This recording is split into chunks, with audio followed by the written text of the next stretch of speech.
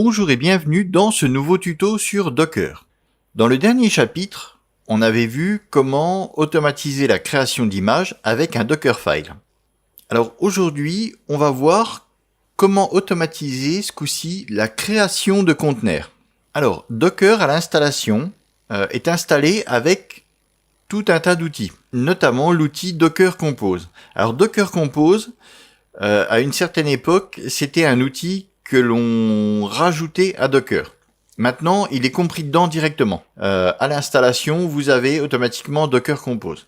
Alors, jusqu'à présent, on avait vu que pour créer un conteneur, on faisait donc un Docker Run. Alors après, on rajoutait -it pour rentrer dedans, 2-rm pour le supprimer à la sortie. On pouvait utiliser le flag -d pour le détacher, le faire tourner en démon, en tâche de fond. Mais on se retrouvait vite avec des lignes à rallonge.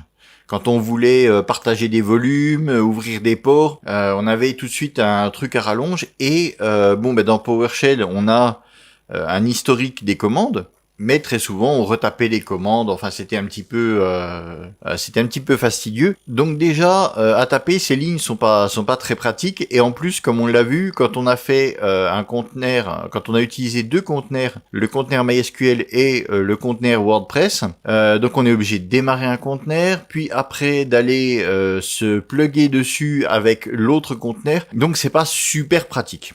Alors pour ceci, il y a l'outil Docker Compose. Donc lui va faire comme le Dockerfile. On va lui donner tout ce qu'on a, toutes les informations dont on a besoin pour créer des conteneurs, et lui va s'occuper de les créer automatiquement. Alors on va voir ça tout de suite. Donc comme d'habitude, moi je prends VS Code.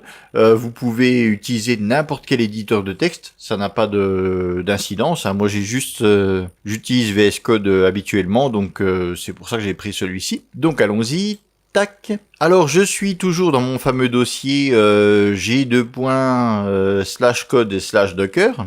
Alors ici, qu'est-ce qu'on va faire? On va donc créer notre nouveau fichier. Alors notre nouveau fichier, il va s'appeler Docker Compose.yml. Alors c'est du YAML. Alors déjà, un dossier, un fichier Docker Compose.yml, il se compose de la version. Alors la version, ce n'est pas obligatoire. Ici on va mettre version 3, puisque c'est la version la plus récente. Alors on a sur le site, si vous cherchez Docker avec Docker Compose, sur le site officiel, on a un tableau qui référence les versions de Docker par rapport aux versions du fichier Docker Compose. Donc en fait, à chaque nouvelle version finalement de Docker Compose, il y a des petits changements, et ces changements sont reflétés par le numéro de version. Donc en ce moment, on utilise en général une version 3. Mais donc on a ce tableau sur le site qui met en relation la version du Docker Compose avec la version de Docker. Mais donc ici, pour la version qui nous intéresse, moi je suis sur une 17 stable. La 18 ne devrait pas tarder normalement, mais voilà, je suis sur une 17 stable. Donc la version 3 fonctionne très bien. Vous allez voir souvent, dans des tutos, vous allez voir souvent des versions 2. Alors peut-être utiliser la version 2 en production, parce que ça permet, justement, comme c'est une version plus ancienne, ça permet de pouvoir même supporter des versions moins récentes que la version actuelle. Alors maintenant, on va lister les services. Alors, on va mettre service, 2 points. Et on va créer notre premier service. Alors, les services, en fait, service avec un S. Voilà. D'ailleurs, si vous êtes comme moi, vous allez installer les plugins pour Docker. Je sais plus ce qu'il y a. Il y a un plugin aussi Docker Compose. Voilà. On voit que si on reste un moment dessus avec le curseur, on voit qu'il y a une définition qui se met. Voilà. Specified, compose, machin. Si la définition ne se met pas, c'est que vous avez fait une erreur. Il n'y a pas d'autocomplétion là-dessus. Autant je l'ai pour le Dockerfile. Alors après, il y a peut-être un autre plugin de VS Code qui fait l'autocomplétion du Docker Compose, je sais pas. Mais là, il n'y a pas. Ok, donc là, comme ça fonctionne, je vous l'ai dit, avec l'indentation, le YAML, hop, on met une tabulation. Et là, on va lister nos services. Donc ici, on va se faire un service qu'on va appeler serveur-node. Alors, je vous le rappelle, je vais aller hop sur ma console. Si je fais rapidement un docker images, j'ai toutes mes images. On voit que j'ai encore serve test. Ouais, celle-là, je pourrais l'enlever. Bon, pour l'instant, je la laisse. Et on voit que j'ai node CentOS. Donc, c'est ça qu'on va utiliser. Donc, voilà, on a créé notre premier service. Et je vous le rappelle, le service, c'est un conteneur. Voilà. Donc maintenant, je vais lister les propriétés de ce service. Alors, pour lister les propriétés, tac, je refais un décalage.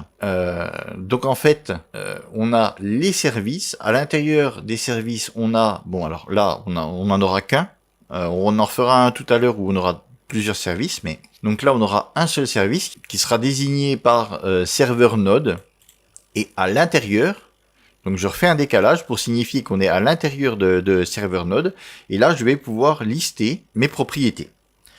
Alors, on a une propriété qui s'appelle container name. Et là, je vais appeler ça serve node.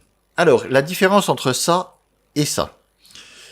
Donc ça, c'est le nom du service dans le fichier. Donc on va créer plusieurs services. À chaque fois, on va les désigner. On va désigner ce service par un nom. Si je n'ai pas container name avec un nom de conteneur, si je ne donne pas un nom explicite, donc lui il va en faire un automatiquement et ce sera docker underscore le nom du service underscore 01. Donc par défaut, il en donnera un. Et donc ce sera ça, ce sera le nom du service avec en préfixe docker underscore et en suffixe underscore 01. Donc ici on va en donner un.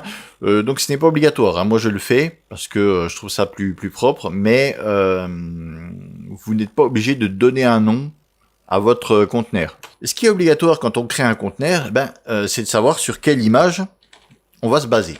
Donc on va pour ceci rajouter un attribut, enfin une propriété image, et on va lui donner tout simplement l'image. Alors comme dans le cas d'un conteneur classique, admettons ici que j'ai MariaDB par exemple. MariaDB, je ne l'ai pas dans ma liste, donc il va la télécharger automatiquement. C'est comme si on le faisait en ligne de commande. Alors ensuite, qu'est-ce qu'on avait fait la dernière fois? La dernière fois, on avait donné accès à un dossier sur notre disque. Donc ici, on va faire pareil. On va faire volumes. Je vais aller à la ligne. Et comme je veux être à l'intérieur de volume, je veux rajouter des éléments dans volume. Hop, je refais encore un décalage avec une tabulation. Je vais mettre un tiret. Et puis là, je vais mettre les volumes comme on les a mis, comme on les mettait dans la ligne de commande. Donc en fait, cette formulation de YAML là, ça permet d'avoir un ensemble, c'est un tableau de valeurs. Je pourrais avoir plusieurs volumes ici partagés. Je pourrais avoir par exemple un volume ici que j'appellerais données que je mapperais sur data, je sais pas, un volume DB que je mapperais sur un volume DB aussi ici. Enfin, voilà, je pourrais avoir plusieurs volumes ici mappés sur plusieurs volumes à l'intérieur du conteneur. Alors ici, on va faire G donc code docker stash data. Donc en fait, c'est exactement la même chose qu'on avait fait en ligne de commande, où on avait fait -v, et puis voilà. Donc là, on va mapper ça comme ça. Quelque chose qu'on n'a pas vu, qu'on ne verra pas ici, mais je vais vous en parler quand même. À la place de image, vous verrez certaines fois build. Ouais, c'est comme ça. Hein. Attends, hop, je vérifie, oui, configuration, machin, hop. Build, et puis vous allez avoir ça, ou ça. Non, je crois que c'est comme ça. Donc ça c'est à la place de l'image. C'est soit image, soit build. Donc build, en fait, c'est si vous avez un Dockerfile, donc vous pouvez builder votre image à la volée. Donc ici, on va lui dire, pareil, hein, j'aurais pu avoir G code Docker comme ici. Donc vous allez donner un chemin vers le dossier qui nous intéresse. Et vous allez pouvoir comme ça builder votre image.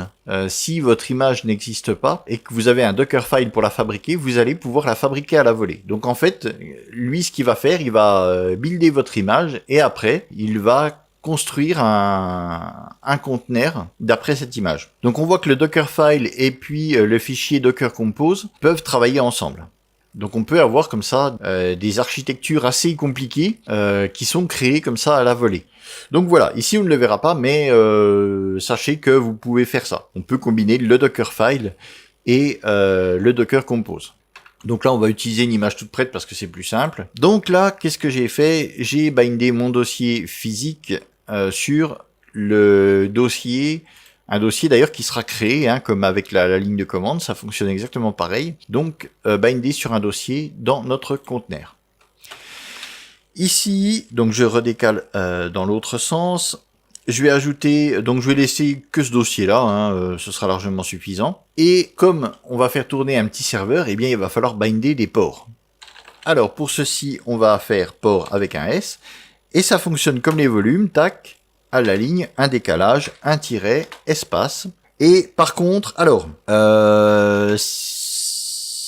ici, on ne va pas faire comme ça.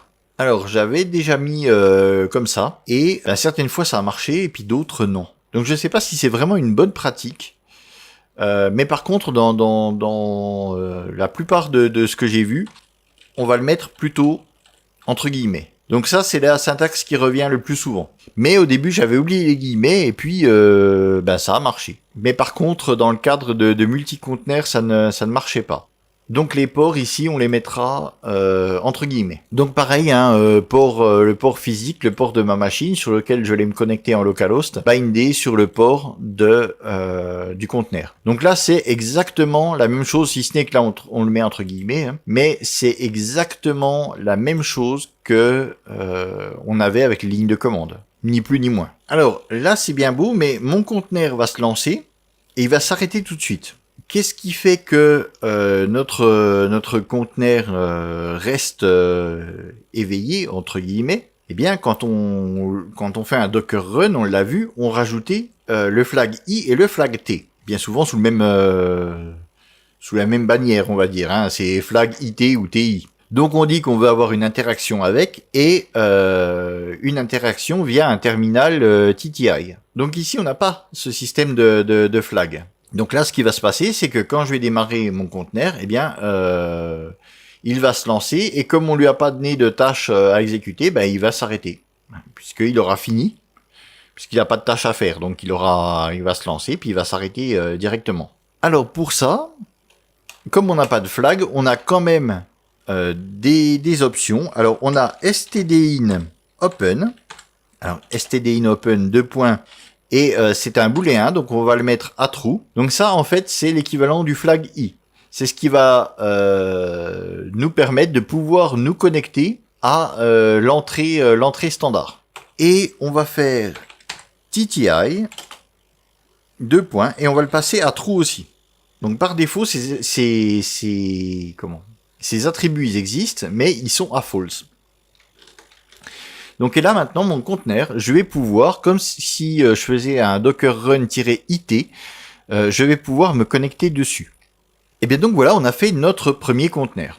Alors maintenant on va passer sur notre PowerShell. Maintenant qu'est-ce qui se passe? Donc ici, hein, on voit que je suis dans mon dossier utilisateur. Donc déjà je vais passer, pour que ce soit plus simple, je vais aller me mettre directement dans mon dossier de travail. Voilà, ok, je suis dans mon dossier de travail. Si je fais un ls ou un dir, hein, comme on veut, je vois que j'ai mon fichier dockercompose.yml. Ok, c'est bon. Donc maintenant, comment faire? Donc je vous l'ai dit, Docker Compose, c'est un outil à part. Enfin, à la base, c'est un outil à part. Il est livré avec Docker, mais c'est un outil à part entière. Donc on ne va plus utiliser la commande Docker, mais la commande Docker Compose. Compose tout court. Alors si je fais un -help pour la forme, voilà, j'ai tout un tas de choses, hein. On va en voir quelques-uns. On peut lister les images, on peut lister les conteneurs, voilà. On peut faire pas mal de choses. Et on voit qu'on a Docker Up. Alors on a Docker Start qui va lancer les services, Docker Stop, et Docker Up qui va créer et lancer les conteneurs. Donc eh bien, on va utiliser ça. On va faire Docker Compose Up. Voilà, donc là, il est en train, voilà, il est en train de nous créer serveur node et donc au bout d'un moment, c'est bon. Et là, il nous a attaché à serveur node. Alors, le problème, contrairement à TI, voilà, je ne sais pas si vous entendez, je suis en train de taper sur le clavier et il ne se passe strictement rien. Là, on est bloqué. Donc, je peux faire un CTRL-C. Alors là, je peux, hop là, relancer CTRL-C. Ça l'a forcé à fermer. Donc, si je fais un docker ps-a, voilà, on voit que j'ai ce conteneur qui a été créé. Donc, c'est un vrai conteneur. Hein, en faisant docker ps, la commande classique, je vois que j'ai un conteneur. Donc, lui, ce qu'il a fait, il m'a automatisé le truc. Donc, si je fais docker compose restart,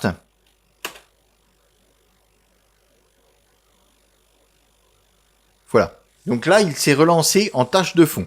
Donc en fait, ce que j'aurais dû faire, moi, au début, c'était le lancer en tâche de fond, parce qu'on voit que si je rentre directement dedans, si je fais un docker up, je suis dedans et je suis bloqué dedans. Donc en fait, j'aurais dû faire un docker up-d pour le lancer, pour le détacher, le lancer en tâche de fond.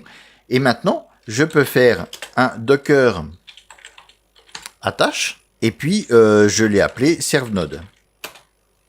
Voilà. Donc avec la commande docker attache qui, je vous le rappelle, permet de rentrer dans un conteneur qui est démarré. Donc avec cette commande-là, eh bien, je rentre dans mon conteneur et on voit que ça fonctionne. Alors, petite chose, vous voyez que j'ai fait un docker restart. Et en fait, il a relancé le conteneur. Donc qu'est-ce que ça dit? Si on voit, ici on l'a encore d'ailleurs, on voit docker compose restart les services. Donc en fait, il va utiliser ce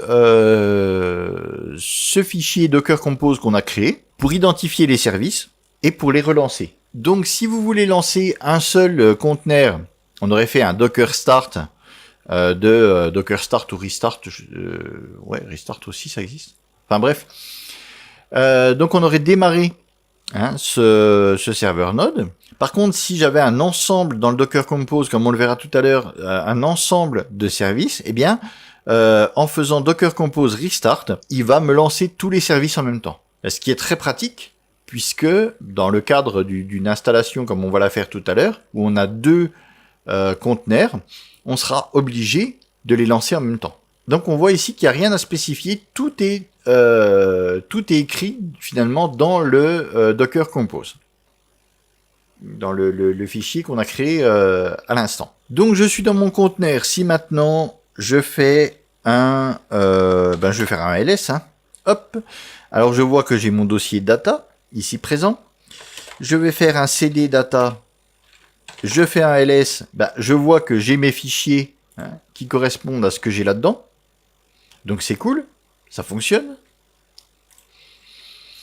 Et maintenant, donc j'ai bien bindé mon dossier. Si je fais node et que je lance mon serveur Node.js, hop, je vais me chercher une petite fenêtre dans le navigateur, un localhost 8080, et c'est parti mon kiki, hello from Docker.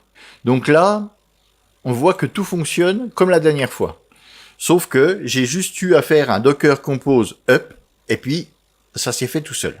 Alors, je vais l'arrêter, je vais faire un CTRL-C, voilà. Je vous rappelle que comme on est attaché, là je vais faire un excite pour quitter le conteneur, mais comme on est attaché à ce conteneur, si je veux le quitter, si je veux me détacher de ce conteneur, revenir dans mon PowerShell, mais sans l'arrêter, je vais être obligé de faire CTRL-P, Q, puisque sinon, si je fais un excite, on ferme le conteneur. Donc ici, je m'en fous, je vais le fermer.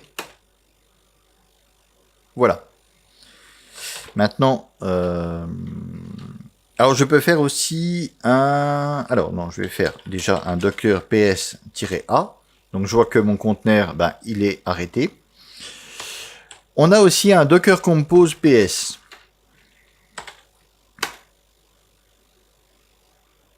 Donc Docker Compose PS, c'est un petit peu comme le Docker PSA, c'est-à-dire qu'il va nous lister les services. Donc je peux faire, comme j'ai fait un restart, je peux faire aussi un RM. Et là, il va me supprimer tous les services. Donc pareil, pas besoin. Donc il me dit, voilà, il y a celui-ci à enlever. Ok, je l'enlève.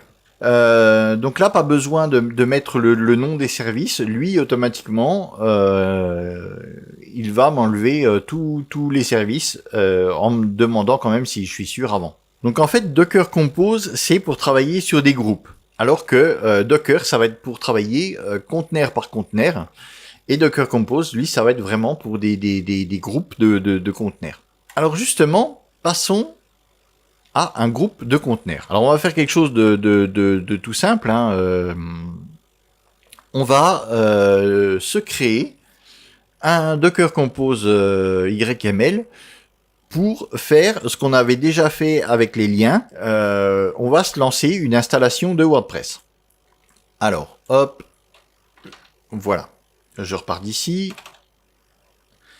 Alors, mes services, je peux mettre des lignes blanches pour que ce soit plus aéré. Alors, je vais créer un nouveau service, je vais l'appeler WP. WP, alors là, je lui mettrai pas de nom. Hein. En plus, on verra comment c'est nommé. Alors, dans ce nouveau service, on va commencer par l'image. Alors, l'image, ce sera WordPress. Donc, c'est la même image que j'avais déjà téléchargée la dernière fois. Alors, si vous allez sur le site de Docker, vous allez voir une version de WordPress, mais si vous faites juste un copier-coller que vous la lancez, il y a de grandes chances que ça ne marche pas. Ben, chez moi, ça ne marche pas. Donc là, c'est une autre version. Et donc celle-ci, elle fonctionne chez moi, comme on le verra. Donc c'est une version plus simple, et a priori, ça fonctionne bien. Donc, on va, sur notre WordPress, on va ouvrir des ports. Alors, comme vous le voyez, la dernière fois, on avait lancé un conteneur MySQL, et après, on avait été se plugger dessus avec un conteneur WordPress. Ici, on voit que j'ai commencé par décrire mon service WordPress. Ça n'a aucune importance, puisque lui va créer les conteneurs dont il aura besoin. Donc, il s'occupera de démarrer les conteneurs comme il faut. Donc ici on est parti. Alors je vais binder le port 8080 sur le port 80. WordPress, lui écoutant le port 80. Enfin l'image de WordPress, elle est accessible sur le port. On va pouvoir accéder à WordPress, oui, via le port 80. Donc moi je vais le rediriger sur le 8080 sur mon poste physique parce que le 80 tout court, bien souvent il est déjà utilisé. Mais je pourrais me mettre sur un autre port, ça c'est pas un problème. Donc ça, je vous le rappelle, c'est le port physique sur lequel je vais taper localhost 2.8080, donc dans mon navigateur. Et ça, c'est le port du conteneur. Alors justement, on va lui dire que qu'il faut qu'il soit lié à une base de données MySQL. Alors, pour ceci, je vais descendre d'un cran. Voilà, je vais reculer et je vais créer un service que je vais appeler MyDB. Alors pour l'instant, je mets rien dedans. Donc voilà, bien faire gaffe à l'indentation. Ça c'est très important par contre, puisque comme en Python par exemple, si vous décalez d'un niveau, voilà, ici, hop, si je décale d'un cran, je serai un attribut, je serai à l'intérieur de WordPress, de WP. Alors qu'ici, je suis à l'intérieur de service. Donc je crée un nouveau service.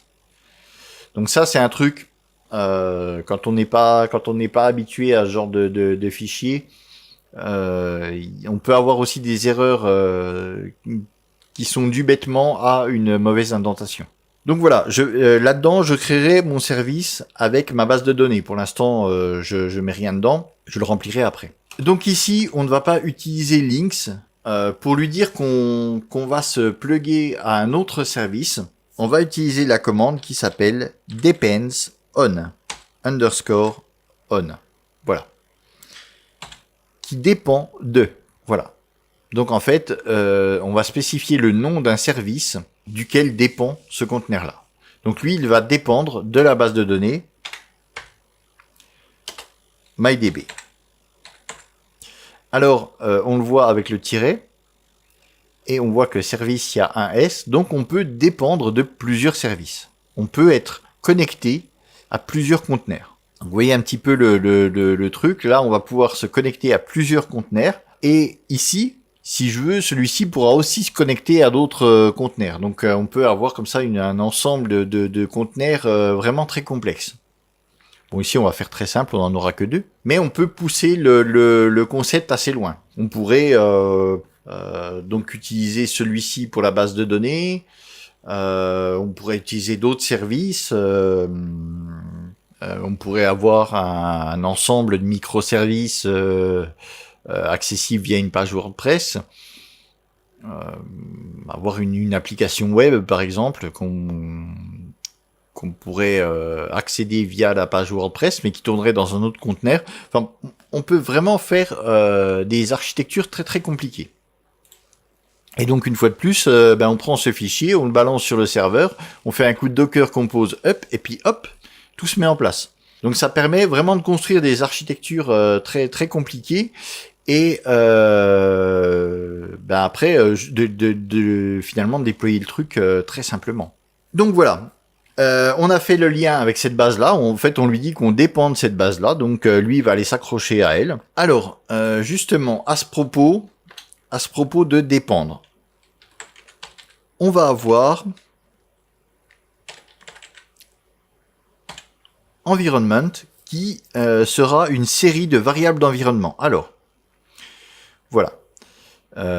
Qui ajoute des variables des variables d'environnement. Donc on peut utiliser soit un array, soit un dictionnaire. Moi je préfère l'array, puisque c'est la méthode qu'on utilise ici. Ça c'est des arrays, c'est des tableaux de données. Donc je trouve ça plus cohérent d'utiliser des tableaux de données partout, mais on peut utiliser un dictionnaire. C'est-à-dire que alors je vais faire ça. Je vais vous montrer tout de suite. On va faire WordPress db underscore host égale mydb 2.3306.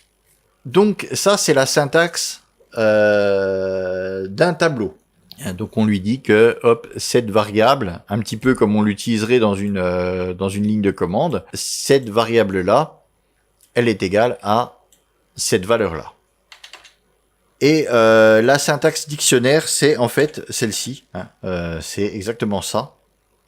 Donc on recrée un niveau supplémentaire d'environnement et on lui dit cette clé sera assignée à cette valeur.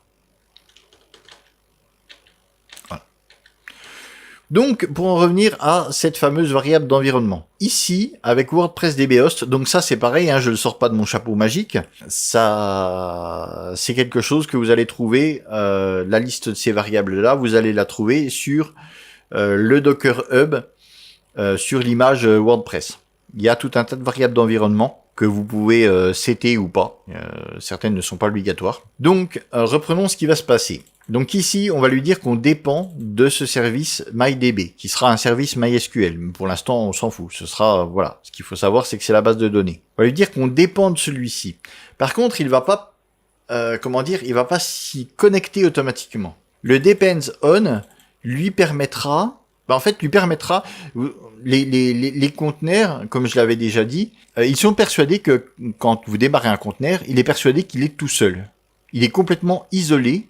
Tout ce qui se passe à l'intérieur est complètement isolé du reste de l'environnement. Donc, il n'a aucune conscience des autres conteneurs qui tournent à côté. Donc, en fait, quand on fait depends on, tout simplement, ça le met en relation avec l'autre conteneur. Il sait que ce conteneur-là existe dans le même environnement que lui. Mais ça ne veut pas dire qu'ils vont automatiquement se connecter. Et donc ici, en rajoutant cette variable d'environnement, on lui dit explicitement que la base de données, elle se trouve sur MyDB et qu'il faut s'y connecter au port 3306. Donc pareil, ça je l'invente pas. 3306, c'est le port de MySQL qui est sur l'image MySQL. Donc on lui dit que la base de données, elle est sur MyDB à ce port-là. Et donc ça, c'est possible. Il connaît MyDB, il arrivera à le retrouver parce que on a fait un depends on et que du coup, il saura que dans son environnement, il arrivera à voir qu'il y a un objet qui s'appelle MyDB.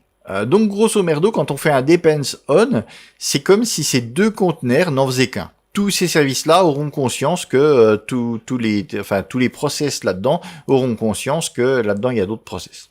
Voilà, en gros c'est ça. Donc ici voilà, j'ai rajouté mon WordPress DB host, dont je lui ai dit de se connecter à ce service-là sur ce port-là. Alors ça c'est des variables qui sont propres à WordPress. Et je vais juste rajouter un WordPress underscore DB underscore, si on se connecte à une base de données, il va quand même falloir se connecter avec un mot de passe. Donc ici, ce mot de passe, je vais l'appeler password. Donc très bien. Maintenant, on va passer au conteneur MyDB. Alors comme je vous l'ai dit, ce conteneur, il sera basé sur une image MySQL. Alors attention, hop, sans erreur, voilà. Donc il sera basé sur une image MySQL. Je vais lui partager des volumes. Donc en l'occurrence, toujours le même, on change pas une équipe qui gagne. Donc je vais faire slash code slash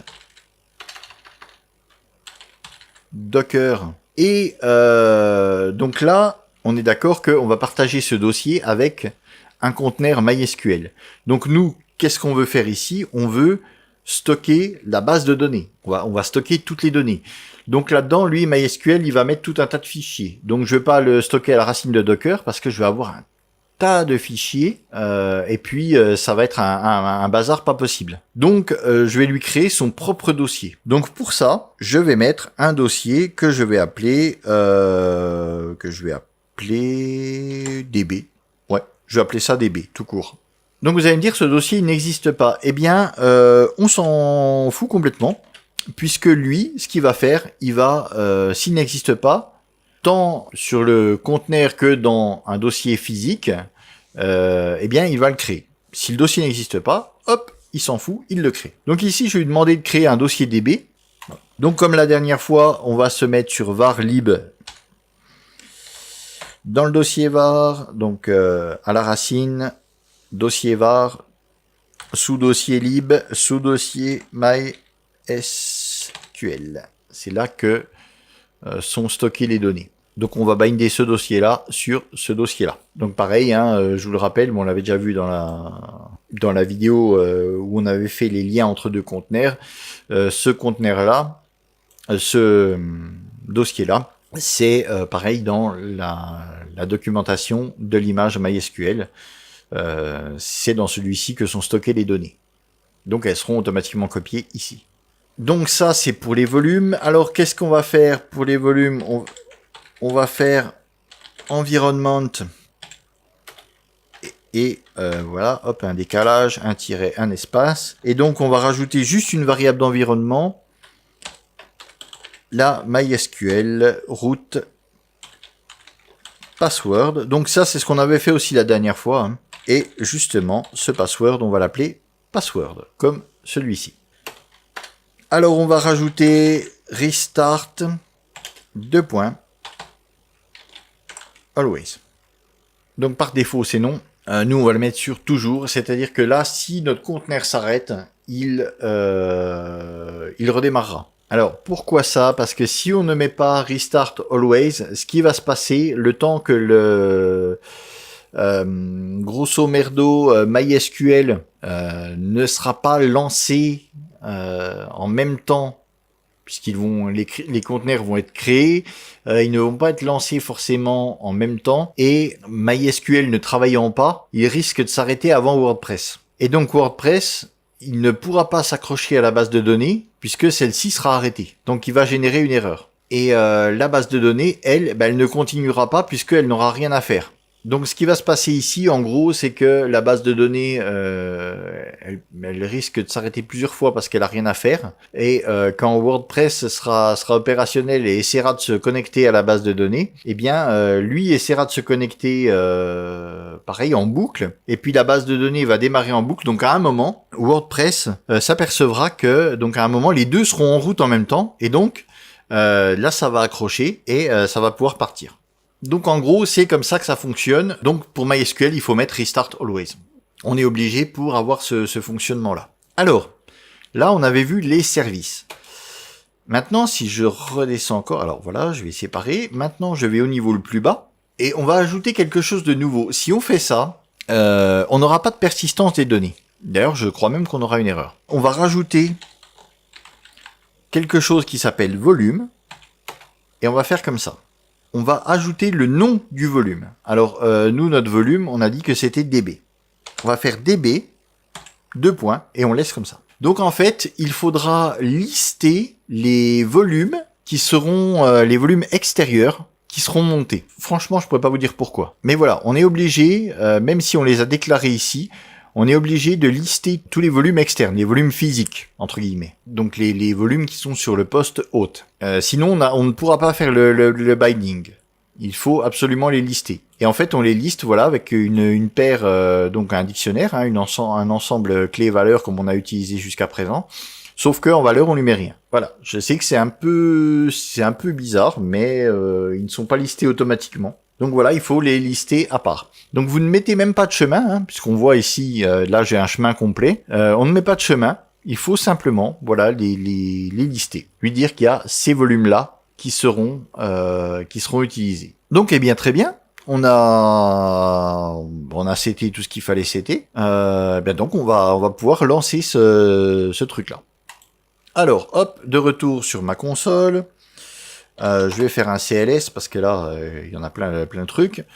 Et on va faire un Docker Compose. Alors, Docker Compose. Up. Alors, déjà, hop, coucou, voilà mon dossier. Mon dossier là, hop, il est vide. Enfin, il est vide, non, il y a plein de choses. Et c'est parti.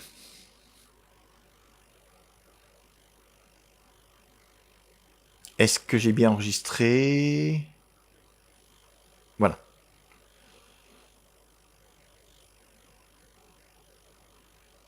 Donc on voit, hein, attache MyDB. Donc on voit j'ai tout un tas d'erreurs, hein, c'est normal. Donc on a vu il y a MyDB et puis je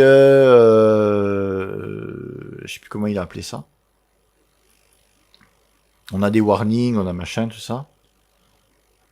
Alors pareil, normalement on aurait dû faire un Docker Compose up-d pour le faire tourner en tâche de fond. Mais là justement j'ai fait exprès pour qu'on ait les logs, hein, pour qu'on voit un petit peu ce qui se passe. Quand on est sûr que tout fonctionne, on fait un docker up-d et tout se fait en tâche de fond. Nous on peut continuer à bosser. Mais là je voulais être dedans pour qu'on voit un petit peu tout ce qui se passe, pour avoir les logs et voir un petit peu comment ça se passe. Donc MySQL Connection Error, donc on voit que c'est WP1. Alors on voit qu'il les a notés, hein, comme on n'a pas donné de nom explicite, déjà on voit qu'il les a notés avec les noms de service. C'est underscore 1 et pas 0, hein. Je vous avais dit des bêtises, mais bon, ça c'est pas très grave. Donc on voit que WordPress essaie de se connecter en fait, et ben voilà, connection error, la connexion est refusée. Ça c'est parce que MyDB n'est pas prêt.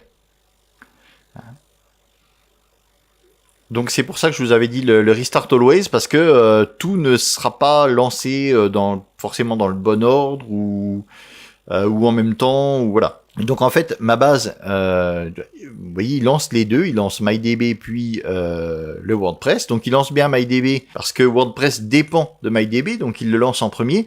Sauf que ben ouais, ce sera pas prêt en même temps. Tout est lancé en même temps et ce sera pas encore prêt. Donc on voit que WordPress il met des erreurs parce qu'il n'arrive pas à se connecter à la base de données, parce que la base de données n'est pas encore prête. Donc du coup voilà, il faut que... Mais WordPress a priori lui tourne en boucle, tant qu'il essaiera de se connecter ad vitam aeternam. Alors que MyDB dans sa conception, non. Donc c'est pour ça qu'on met un Restart Always, comme ça au cas où il y a une erreur, tac, il redémarre jusqu'à que tout soit bon quoi. Voilà, donc a priori là je suis dedans. Alors vous inquiétez pas, hein, si vous faites Docker justement, donc si vous faites Docker Compose up tout de suite et que vous allez vous loguer tout de suite dessus, vous n'aurez rien, c'est normal. Il faut le temps que donc ça va être plus ou moins long selon votre matériel. Il y aura le temps que tout se construise et que tout s'exécute. Donc ce ne sera pas instantané dans le cadre d'un WordPress. Donc là on voit que ce coup-ci ça y est. Hein, c'est arrêté, il se passe plus rien. Enfin, on voit que ça tourne, ce n'est pas arrêté, mais on n'a plus de log, donc c'est que tout est mis en place. Maintenant, si je fais mon localhost, j'ai en localhost 80-80. Eh ben, j'ai rien. Que se passe-t-il? Que se passe-t-il? Alors, je vais faire un CTRL C. Voilà, donc on attend que tout soit coupé.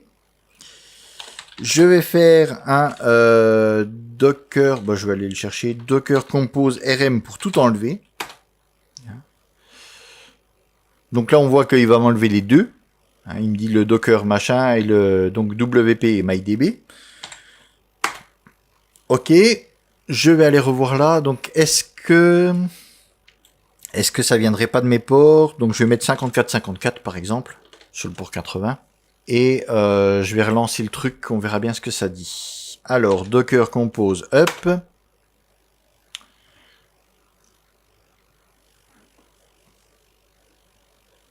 Voilà. A priori, j'ai un autre souci. Hein.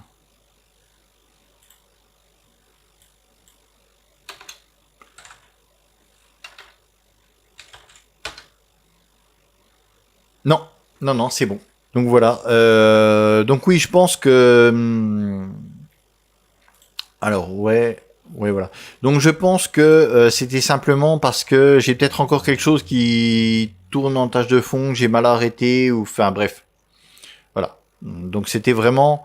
c'était uniquement le port qui déconnait, il voulait pas se mapper sur le port 80-80. Mais donc le 54-54 ça marche. Donc voilà, je vais le mettre en français, par exemple.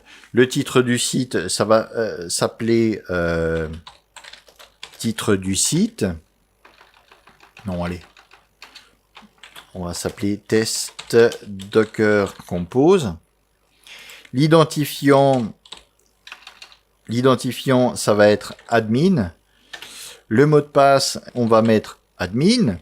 Là, c'est de l'exemple, on s'en fout. On va faire test@test.com. Demander au moteur de recherche de ne pas indexer ce site. Ouais. Et on va faire installer WordPress. Alors, l'installation, voilà, elle se fait. Alors, on voit que c'est quand même assez rapide, hein, puisqu'on est sur du virtuel. Donc, ça va... C'est assez rapide. On va se connecter. Alors, admin et admin. Voilà. Donc, je suis sur mon interface de WordPress. Hein, on me dit qu'il y a une nouvelle version. Voilà, tout ça. Qu'est-ce que je peux faire? Je peux aller sur mon site, par exemple. Voilà, test Docker Compose. Si je vais ici, je vais éditer, je vais faire Hello le World, par exemple. Hein, on va mettre test de WordPress monté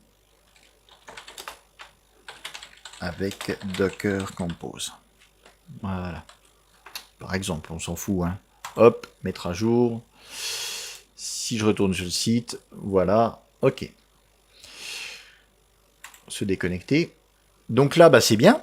Hein. Voilà. On a bien... Ça fonctionne. Donc je vais aller ici. Je vais faire un CTRL-C pour tout stopper. Donc on voit que... donc si je rappuie sur CTRL-C, ça aurait fait un kill, en fait, de tous mes trucs. Si j'en fais qu'un seul de CTRL-C, eh bien on voit que il se stoppe de manière graceful, hein, de manière normale, respectueuse, on va dire. Donc je fais Docker PSA pour voir mes conteneurs. Hein. Donc ils sont tous fermés. Maintenant, je vais me faire un Docker Compose RM pour tout enlever. Donc oui, je vais bien tout enlever. Docker Compose PSA, voilà. Si je fais un Docker Compose PS, oui, donc on voit qu'il n'y a plus rien. Alors, hop, CLS. Alors, si je reviens ici, je vois que, bah d'ailleurs j'aurais même pu vous le montrer dans le dossier, je vois qu'on a bien créé un dossier DB avec à l'intérieur tout un tas de bazar. Hein, donc ça c'est voilà les clés publiques, clés privées, tout ça. C'est ce qui appartient à MySQL. Donc on voit que le binding a bien été fait et que d'ailleurs DB on voit qu'il y a un petit icône de base de données. Hein. Et donc j'ai bien tout mon ensemble, j'ai mon dossier WordPress, enfin j'ai bien tout ce que j'ai besoin pour le fonctionnement de ma base SQL. Donc voilà, hop, j'ai cliné mon écran. Donc maintenant si je fais un Docker Compose, up, on est bien d'accord que je vais recréer les conteneurs d'après notre Docker Compose. Hein, on est bien d'accord. Donc je vais recréer mes conteneurs.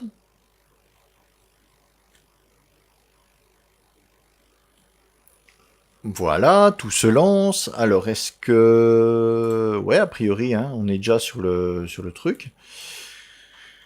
Donc si je revais sur localhost 5454, je lance et là j'arrive directement sur mon site. Et qu'est-ce que je vois? Test Docker Compose. Donc bah, WordPress, c'est pas ça qui nous met dès le départ. Et pareil, j'ai ma page personnalisée. Test de WordPress monté avec Docker Compose. Donc on voit que, eh bien, j'ai d'un côté, j'ai séparé la mécanique. Hein, ici, on voit que ma mécanique, elle est composée de plusieurs conteneurs. Donc un conteneur MySQL et un conteneur WordPress. Et donc j'ai d'un côté ma mécanique et de l'autre côté, eh bien j'ai mes données qui sont physiquement sur mon disque. Ici on voit que j'ai relancé mes conteneurs. J'ai créé, non, enfin j'ai pas relancé mes conteneurs, j'ai créé de nouveaux conteneurs. Et donc comme j'avais la même configuration, ils ont été récupérés les données. Donc on voit que j'ai eu une persistance de ces données-là. Donc maintenant, même si je vire mes conteneurs et que je recommence, eh bien mon site sera toujours là, puisqu'il se base sur les données contenues dans un dossier physiquement présent. Donc voilà pour ce qui concerne le Docker Compose. Eh bien ça va nous permettre de pouvoir composer comme ça des ensembles plus ou moins complexes, des ensembles de conteneurs. Donc on peut créer un seul conteneur, comme on l'a fait au début, et on peut même en créer plusieurs qui sont liés ensemble pour avoir une structure plus complexe, comme ici le WordPress. Docker Compose, et puis là, je vais tout enlever. Voilà. Donc, eh bien, voilà pour ce qui concernait l'automatisation de la création des conteneurs. Eh bien, moi, je vous laisse là-dessus, et je vous donne rendez-vous pour un autre tuto. Salut!